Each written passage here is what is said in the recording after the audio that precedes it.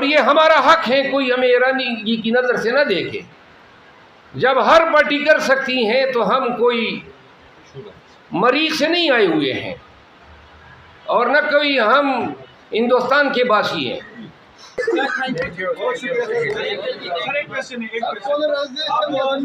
سے بلانگ کرتے ہیں، کامران خٹک صاحب نے 26 نومبر کو ضلع کرک میں جلسے کا اعلان کیا ہے، آپ کا بھی کوئی ارادہ ہے لکی مروت میں جلسہ کرنے کا؟ یار یہ لکی مروت، آپ بھی لکی مروت کے ہیں، یہ سوال مجھ سے لکی مروت میں پوچھ سکتے تھے۔ بہرحال لکی مروت میں عظیم الشان جلسہ کروں گا، لہذا ہر ضلع سے اور ساتھ میں جو نیبرنگ اضلاع ہیں وہ کنونشن کریں۔ خیبر پختونخوا کے تمام عوام کو، تمام قبائل کو علم ہو کہ یہ 500,000 افراد کی کنونشن منعقد کرانے سے بہتر ہے کہ آپ ہمیں دعوت ہی نہ دیں۔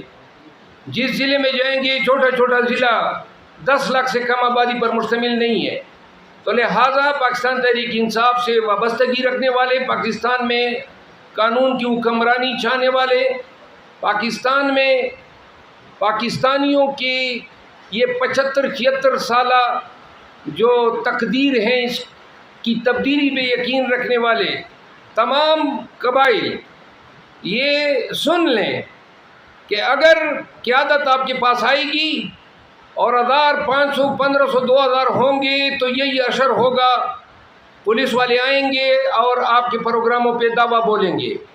لہذا ہر ضلع سے اور ساتھ میں جو نیبرنگ اضلاع ہیں وہ کنونشن کے دن بھاری تعداد میں اس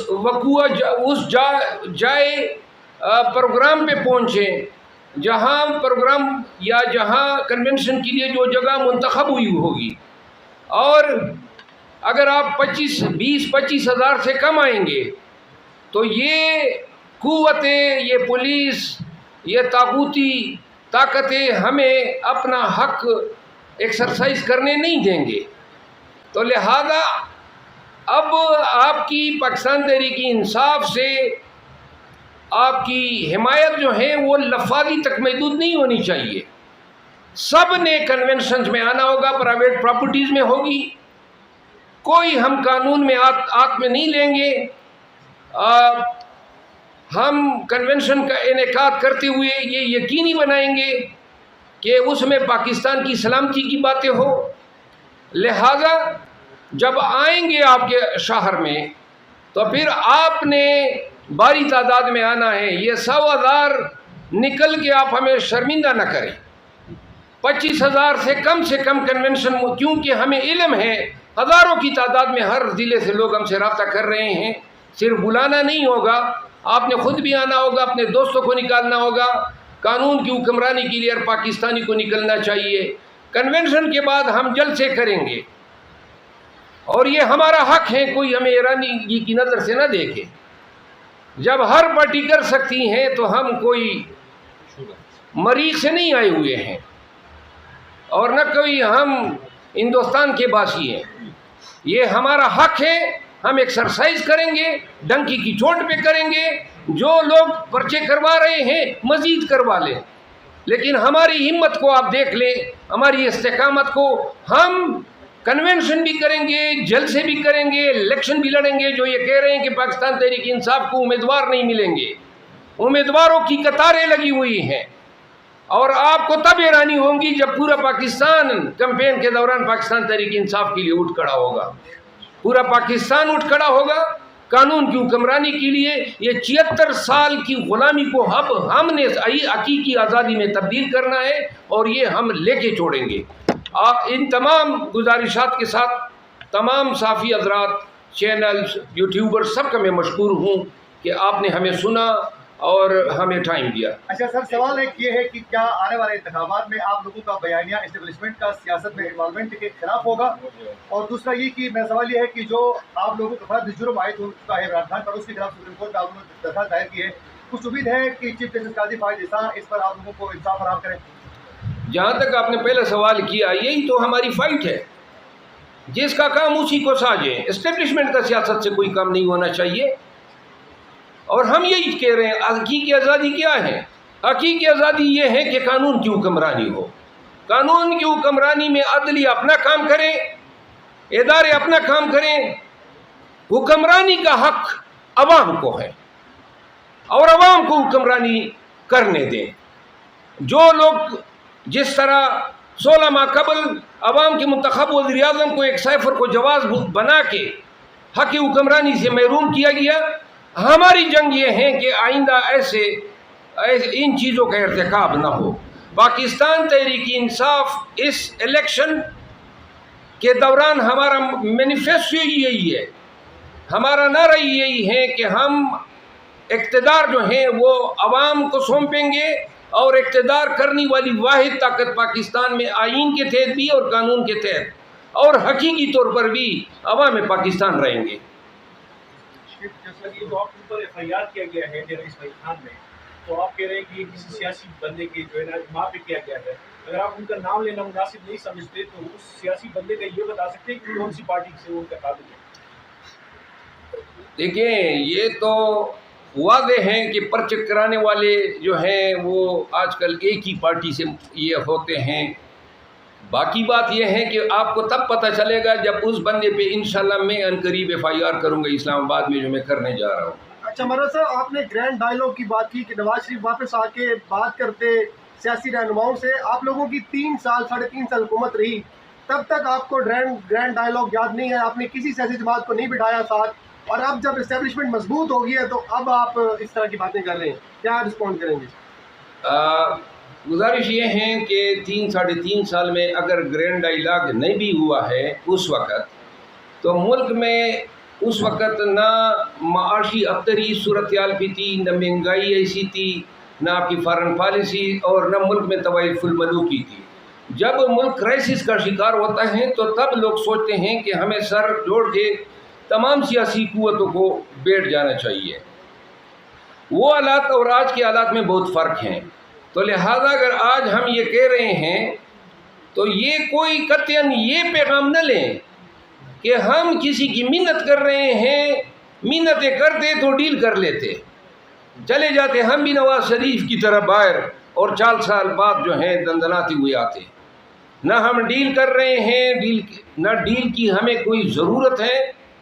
اور اگر ہم آج بات کر رہے ہیں تو پاکستانیوں، آپ کو سوچنا چاہیے کہ کیا یہ ملک مزید پولرائزیشن کا متحمل ہو سکتا ہے؟ نہ PTI رہے گی اور نہ نون لیگ رہے گی اگر پاکستان نہیں رہتا ہے. تو لہٰذا پاکستان سن لیں اور سمجھ لیں، ہم میک اور بریک کے سٹیٹس پہ ہیں. ہم معاشی طور پہ اور سیاسی طور پہ انتہائی انحطاط کا شکار ہیں. ملک کو، پاکستانیوں کو ڈائیلاگ کی ضرورت ہے، اور وہ ڈائیلاگ ایک ورکیبل جو انوائرمنٹ ہے اس کو کریٹ کرنے کی لیے. مرزا صاحب، آپ لوگوں نے پچھلی بار بھی دوسری پارٹیوں سے لوگ لیے تھے، مشکل وقت میں وہ چھوڑ گئے، اب بھی آپ دوسری پارٹیوں سے لوگ لے رہے ہیں، بجائے اس کے کہ پارٹی کی سیکنڈ قیادت کو موقع دیں، کیا کہیں گے؟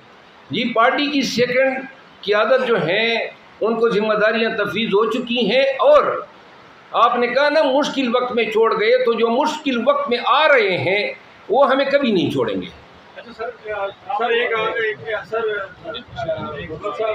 آپ اس وقت پوری دنیا میں بڑے مشہور ہو چکے ہیں، اور آج کا موسم تقاضا بھی کر رہا ہے کہ تھوڑا سا ایک کافی دوست ہمارے آئے ہوئے، بڑا اچھا خوشگوار موسم ہے. آپ یہ بتائیں کہ ایک آپ کی پارٹی کے پہلے تھے ندیم افضل چند صاحب، جب کرونا کا ایک بڑا مشکل دور تھا پاکستان میں، اس وقت انہوں نے ایک ڈائیلاگ بولا، اتاریا وڑ جانی دیا، حکومت دستی نہیں پہ، حالات بڑے خراب تھے. آج کل بھی حالات بڑے خراب تھے، کٹر کا ماحول ہے، گھٹن کا ماحول ہے، لوگ بڑے پریشان ہیں. اس ماحول میں آپ نے ایک ڈائیلاگ بول دیا کہ پروگرام تو بڑھ گیا. آپ سمجھے، آپ ندیم افضل چند اور آپ آپس میں ڈائیلاگ فیلوز بھی ہیں، تو آپ کی آپس میں کبھی اس ڈائیلاگ سے پہلے گپ شپ یا اس کے بعد کہیں محاورت یا چاہے کوئی گپ شپ کی ہے؟ ریفرنڈم میں جواب دیں گا. اچھا، جواب لے لیجیے پہلے. جواب اس کا جواب دے دیں کہ ندیم افضل چند صاحب کے ساتھ آپ کی گپ شپ ہوئی ہے، ڈائیلاگ فیلو ہے آپ کی؟ بس مجھے مصطفیٰ قریشی کا ایک ڈائیلاگ یاد آ رہا ہے. وہ میرا خیال میں چند صاحب کی اس ڈائیلاگ کو مد نظر رکھتے ہوئے انہوں نے ایک بات کہی تھی. میرا خیال ہے کہ وہ جو چند میں بھول گیا ہوں.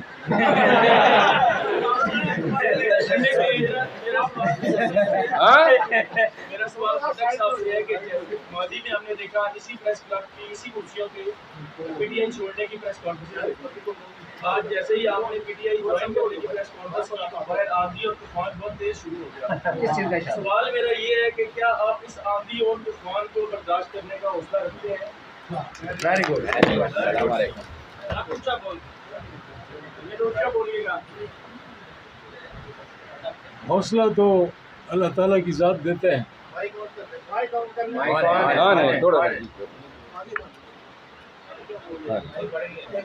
ہاں میں رکھتا ہوں حوصلہ رکھتا ہوں.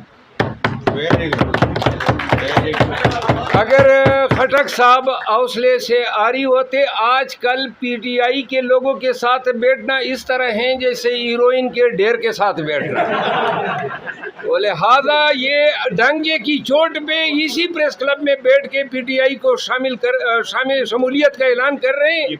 تو یہ حوصلہ ہی ہے، یہ ان کی جرت ہے، اور ہم ایسے جرت مندوں کو خراج تحسین پیش کرتے ہیں. ہیروئن کی بات کر رہے ہیں. آپ کے ذہن کا فطور ہوگا جو دوسرے ہیروئن کی کو سمجھے. ہم تو پاؤڈر کی بات کر رہے ہیں، آئس کی بات کر رہے ہیں.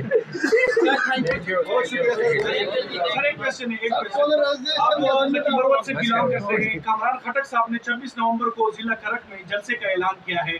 آپ کا بھی کوئی ارادہ ہے لکی مروت میں جلسہ کرنے کا؟ یار یہ لکی مروت، آپ بھی لکی مروت کے ہیں، یہ سوال مجھ سے لکی مروت میں پوچھ سکتے تھے. 12 لکی مروت میں عظیم الشان جلسہ کروں گا.